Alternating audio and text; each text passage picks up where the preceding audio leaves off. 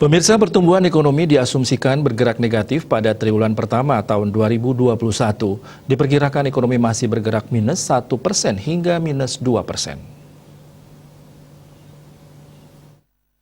Pemerhati ekonomi dari Institute for Development of Economics and Finance (INDEF), Bima Yudhistira menjelaskan, salah satu faktornya adalah kasus COVID-19 baru masuk pada Maret 2020, sehingga pada triwulan pertama 2020 lalu, ekonomi masih bergerak normal. Baru pada kuartal kedua 2020 terjadi kontraksi. Penyebab lainnya adalah tekanan pada sisi permintaan masyarakat yang rendah karena industri belum bergerak ke posisi normal. Sementara pertumbuhan negatif ekonomi pada triwulan pertama tidak sedalam kuartal keempat 2020 lalu karena ada bantuan rebound harga komoditas baik batu bara maupun CPO. Bagaimana dengan dampak program vaksinasi COVID-19 yang saat ini masih digelar pemerintah? Bima mengakui vaksinasi yang berjalan lancar tentu juga menjadi pendorong pemulihan ekonomi. Oleh karena itu, proyeksi ekonomi tumbuh positif pada kuartal kedua atau ketiga tahun ini. Pihaknya masih mencermati dampak Ramadan dan Lebaran terhadap konsumsi rumah tangga maupun belanja pemerintah.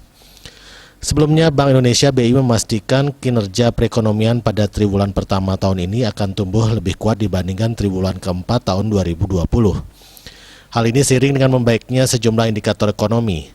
BI memperkirakan pertumbuhan ekonomi pada 2021 bisa mencapai kisaran 4,3 sampai 5,3% atau lebih baik dari 2020 yang tercatat kontraksi.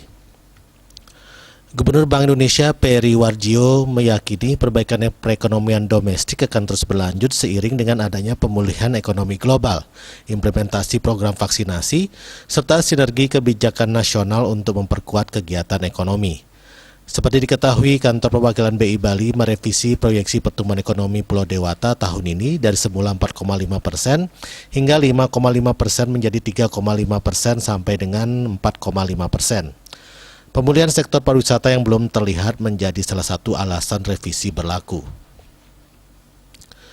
Kepala Perwakilan BI Bali Trisno Nugroho beberapa waktu lalu menerangkan pandemi COVID-19 yang sudah berjalan sekitar setahun ini telah menyebabkan perekonomian nasional mengalami kontraksi yang dalam sekitar minus 2,07%. Khusus untuk Bali, kontraksi pertumbuhan ekonominya lebih dalam lagi mencapai minus 931%. Sementara itu, Deputi Kepala KPW BI Bali Rizky Ernardi Wimanda mengatakan revisi pertumbuhan ekonomi menyesuaikan dengan realisasi pergerakan wisatawan ke Bali. Dengan adanya PPKM yang masih berlangsung, kunjungan wisatawan domestik ke Bali cenderung menurun. Begitu pula dengan kunjungan wisatawan mancanegara yang selama ini menjadi penggerak pariwisata di Bali masih terbatas. Swardike Bisnis Bali melaporkan.